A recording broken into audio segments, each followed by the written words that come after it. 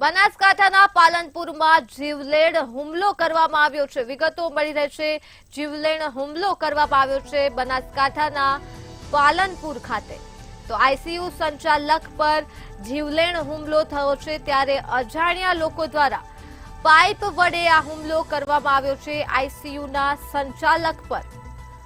ICU સેન્ટરથી ઘરે જતા સમયે આઈસીયુના સંચાલક પર હુમલો કરવામાં આવ્યો છે। અજાણ્યા લોકોએ આ હુમલો કર્યો છે અને ઈજાગ્રસ્તને સારવાર માટે ખસેડવામાં આવ્યો છે।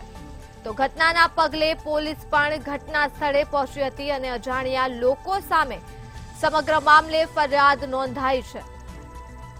તો બનાસકાંઠાના પાલનપુરમાં જીવલેણ હુમલો કરવામાં આવ્યો છે આઈસીયુના સંચાલક ઉપર। અજાણ્યા લોકોએ આઈસીયુના સંચાલક ઉપર પાઇપ વડે હુમલો કર્યો હતો। આઈસીયુનો સંચાલક આઈસીયુ સેન્ટરથી ઘરે પરત ફરી રહ્યા હતા અને તે સમયે તેમના પર હુમલો કરવામાં આવ્યો છે, જેથી તેઓ ઈજાગ્રસ્ત થયા છે અને તેઓને સારવાર માટે ખસેડવામાં આવ્યા છે।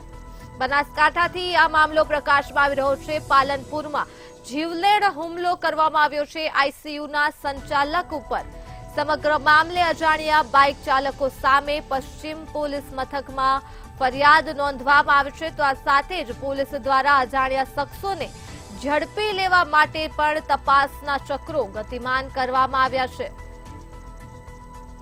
આ મુદ્દે જ આપણી સાથે સંવાદદાતા રમેશ જોડાઈ ચૂક્યા છે। જી રમેશ, બનાસકાંઠાના પાલનપુરમાં જીવલેણ હુમલો કરવામાં આવ્યો છે આઈસીયુના સંચાલક ઉપર, શું કહેશો? જે ચોક્કસથી વાત કરવામાં આવે તો પાલનપુરમાં શ્રી આઈસીયુ નામે આઈસીયુ ચલાવતા સંચાલક પર હુમલાની ઘટના સામે આવી છે। આઈસીયુના સંચાલક પર બે બાઇક સવારોએ લોખંડની પાઇપ વડે જીવલેણ હુમલો કર્યો હોવાની ઘટના સામે આવતા હાલમાં તો ચકચાર મચી જવા પામી છે। જોકે ગંભીર રીતે ઈજાગ્રસ્ત થયેલા આઈસીયુના સંચાલક ભરતપુરી ગૌસ્વામીને હાલમાં ત્યાં સારવાર માટે હોસ્પિટલમાં ખસેડવામાં આવ્યા છે।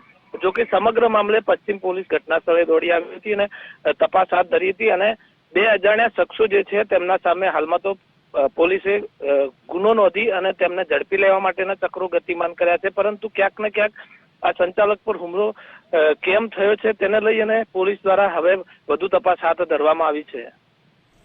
જી રમેશ, તમામ વિગતો બદલ આભાર। તો બનાસકાંઠાના પાલનપુરમાં જીવલેણ હુમલાની માહિતી મળી રહી છે। આઈસીયુના સંચાલક પર આ જીવલેણ હુમલો કરવામાં આવ્યો છે લોખંડના પાઇપ વડે।